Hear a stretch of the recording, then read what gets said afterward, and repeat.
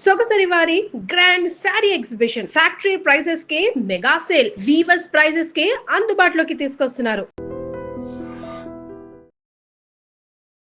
నమస్కారం, welcome to iDream. ధర్మ మార్గం విత్ విజిత కార్యక్రమానికి స్వాగతం.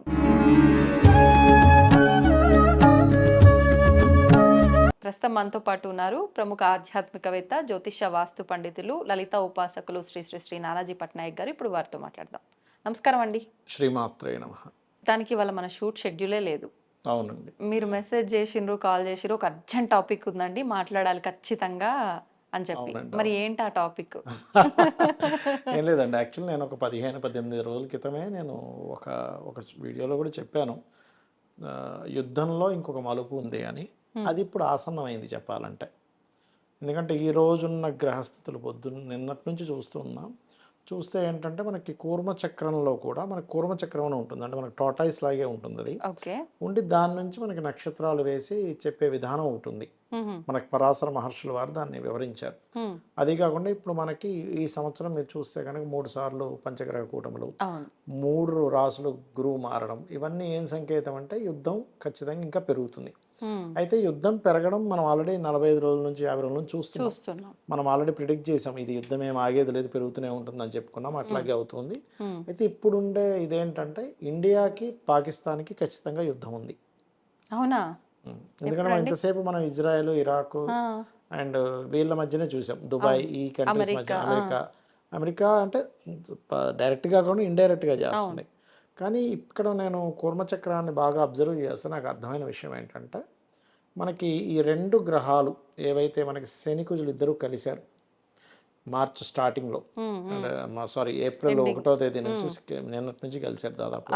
సో నిన్నటి నుంచి ఏప్రిల్ 1వ తేదీ నుంచి 2వ తేదీ నుంచి ఎప్పుడైతే కలుస్తున్నారో, దీనివలన ఏంటంటే ఏప్రిల్ 1 నుంచి ఉండే గ్రహ ప్రభావం, అంటే 3 గ్రహాల స్థితిగతులు మారాయి అని అన్నారు మీరు.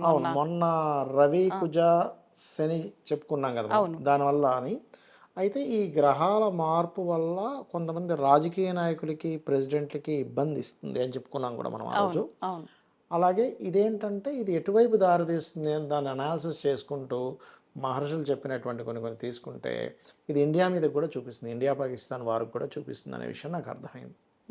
కాబట్టి ఏంటంటే నేను ఎందుకు ఈ విషయం చెప్పాలనుకుంటున్నానంటే, మనకి ఎప్పుడైనా సరే సరిహద్దుల్లో ఉండే వాళ్ళకి ఇబ్బంది వస్తుందండి. అది పాకిస్తాన్ సరిహద్దు అనుకోండి, ఇండియా సరిహద్దు అనుకోండి, అక్కడ ఉండేటువంటి వాళ్ళు అప్రమత్తంగా ఉండడమో మారడమో చేయాలి. ఎందుకంటే మైగ్రేషన్ కారకుడు జూపిటర్ ఇస్ ది కారక ఆఫ్ జీవ, ఆస్ట్రాలజీ పరంగా. ఆ జీవకారకుడు ఎప్పుడైనా అతిచారము అంటారు. అంటే మనకు పోయిన సంవత్సరం వృషభం నుంచి మిథునం, మిథునం నుంచి కర్కాటకం. అప్పుడు ఏం చెప్పుకున్నాం 5-6 నెలల క్రితం, ఏమంటే ఇది కర్కాటకంలో ఫాస్ట్గా వస్తున్నాడు, ఇది సిల్వర్ రేట్ ఎంత పెరుగుతుందో అర్థం కాదని చెప్పుకున్నాం. అదే రకంగా పెరిగింది. సో ఈ మైగ్రేషన్స్ కూడా అవుతాయండి ఇలా జరిగినప్పుడు. అంటే ఎలాగా అంటే మనకి దేశాల్లో ఉండే రకరకాల ప్రజలు ఇంకో దేశాలకు మారిపోవడము, అమ్మో ఇక్కడ సేఫ్టీ, ఎందుకంటే ఎవరైనా సేఫ్టీ కోరుకుంటారు కదా, ఎంతైనా కానీ సేఫ్టీ కోసం మారడం అనేటువంటిది జరుగుతుంది. అయితే ఇండియాకి ఈ యుద్ధం మూలంగా లాభం కూడా ఉంది. ఏమిటా లాభము అంటే, ఇప్పుడు వృషభ రాశిలోకి శుక్రుడు వెళ్తున్నాడు. నెక్స్ట్ వెళ్తున్నందుకు ఏమవుతుందంటే, ఇప్పుడు రకరకాల దేశాల్లో ఇప్పుడు ఈ కంపెనీస్ అన్నీ ఏం చేస్తాయంటే, ఏది సేఫెస్ట్ ప్లేస్ అని చూసుకుంటాయి. India is the safest place చూసుకుంటే కనుక. అందుకని ఇండియాకి కొన్ని కంపెనీస్ ఇవి రావడం అనేటువంటిది బలంగా చూపిస్తుంది చెప్పాలంటే.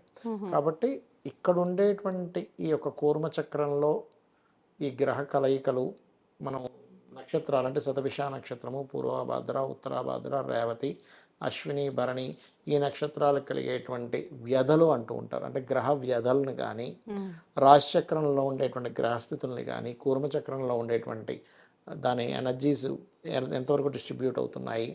అది కాకుండా ఈ సంవత్సరంలో కుజుడు మనకి మంత్రి అయ్యాడు.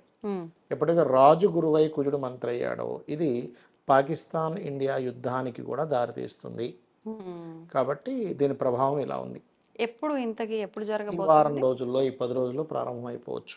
ఇంత తొందరగానే? ఎందుకంటే ఇంకోటి ఏంటంటే, యుద్ధం ఏదో మనం ఏదో అయిపోతుంది అనుకోవడానికి కూడా లేదు. మనం గతంలోనే చెప్పాను, ఏదో ఆగిపోద్ది అనుకుంటారు, ఆగదండి, చాలా నెలల తరబడి, సంవత్సరాల తరబడి కొనసాగేది అని. నన్ను అడిగితే ఒక 4 ఏళ్ళు అయినా ఆశ్చర్యపోవాల్సిన మళ్ళీ యుద్ధం. అంటే అవునా? ఇండియా పాకిస్తాన్ అని కదా, మొత్తం ప్రపంచ యుద్ధం మొత్తం యుద్ధం. చూసుకుంటే కనుక. ఉమ్. కాబట్టి ఏంటంటే ఇది కొంచెం లాంగ్ టర్మ్ యుద్ధాలే చూపిస్తున్నాయి ఇక్కడ.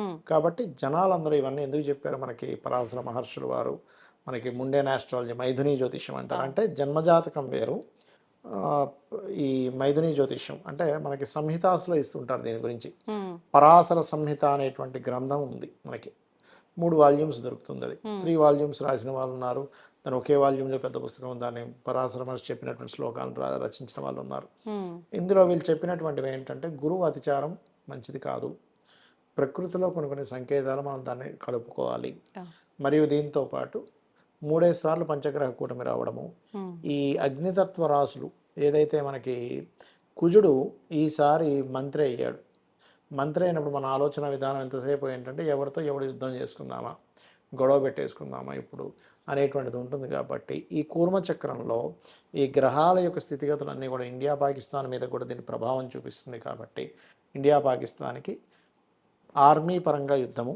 వాయు సంబంధంగా అంటే ఎయిర్ ఫోర్స్ పరంగాను, మరియు జల సంబంధంగాను ఈ 3 రకాలుగా యుద్ధం రానుంది. ఇంకా అందులో ఎటువంటి సందేహం కానీ సంకోచం కానీ అక్కర్లేదు. ఇప్పుడు మీరు ఇందాక కంపెనీస్ రావటం వల్ల లాభం ఉంది అంటే ఒకటి లాభం ఉద్యోగ ఉంది. అవకాశాలు పెరుగుతాయి ఉద్యోగ అనుకోవడమా? అవకాశాలు ఒకటండి, నేను దానికి ఇంకో వీడియో చెప్తాను మీకు. ఉద్యోగ అవకాశాలు మనం ఆల్రెడీ 4 ఏళ్ల క్రితం ఒక వీడియోలో చేసాం. ఉద్యోగ అవకాశాలు తగ్గుతున్నాయి, మీరు ఇక్కడ నుంచే స్కిల్స్ పెంచుకోండి. ఒకవైపు కొన్ని ఏ వల్ల దెబ్బపడేది పడుతుంది, ఈ శుక్రుడు వృషభంలోకి రావడం వల్ల కొన్ని కంపెనీస్ ఎస్టాబ్లిష్ అవ్వడం కూడా జరుగుతుంది ఇండియాలో, ఫారిన్ కంట్రీస్. కాకపోతే మనం ఈ యుద్ధం మాత్రం వస్తుంది అనేటువంటిది చాలా స్పష్టంగా చూపిస్తుంది. దీనివల్ల అంటే కొంతకాలం కొన్ని సంవత్సరాల పాటు కొనసాగుతూనే ఉంటుంది. అవునండి, అవునండి. దీనివల్ల అంటే ఎక్కువగా జన నష్టం ఎక్కువగా జరిగే అవకాశం యుద్ధం అంటేనే అసలు నన్ను అడిగితే యుద్ధం రాకూడదనే కోరుకోవాలి ఎవరైనా కూడా. ఎందుకంటే యుద్ధం వల్ల నష్టమే కానీ అభివృద్ధి ఏముంటుంది.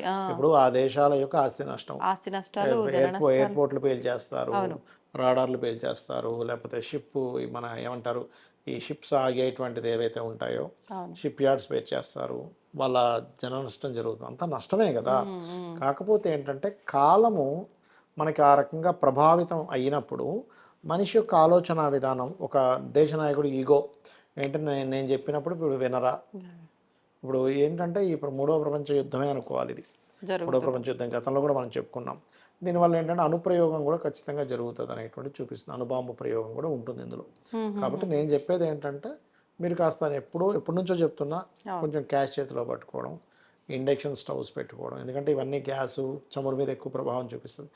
పవర్ రిలేటెడ్ వెహికల్స్ పెట్టుకోవడం, ఎక్కడికైనా వెళ్ళాలి అంటే కొంచెం ఇమీడియట్లీ ఏం చేయాలి, కొంచెం మెడికల్ సామాగ్రి కూడా మన దగ్గర పెట్టుకోవడం. ఎందుకంటే ఒక్కోసారి ఏమైపోద్ది అంటేనండి మనకి ఎప్పుడు యుద్ధం వచ్చినా మీరు చూస్తే కనుక కొన్ని దేశాల మీద ఒక్కొక్కసారి పైనుంచి దాడులు జరుగుతాయి. జరిగినప్పుడు ఆ దేశం ఏం చేస్తుంది అంటే మొత్తం పవర్ తీసేస్తుంది.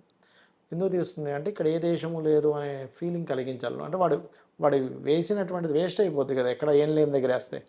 వాడు ఉన్న జనాలను దగ్గర వేస్తే వాడికి కొంచెం ఆ వేసినందుకు ఆ ఖర్చు ఒక గిట్టుబాటు అవుద్ది వాడికి కొంచెం. అమ్మాయి ఆ వేసాను ఈ దేశంలో ఇంతమంది పోయారనే ఫీలింగ్ వస్తుంది వాడికి.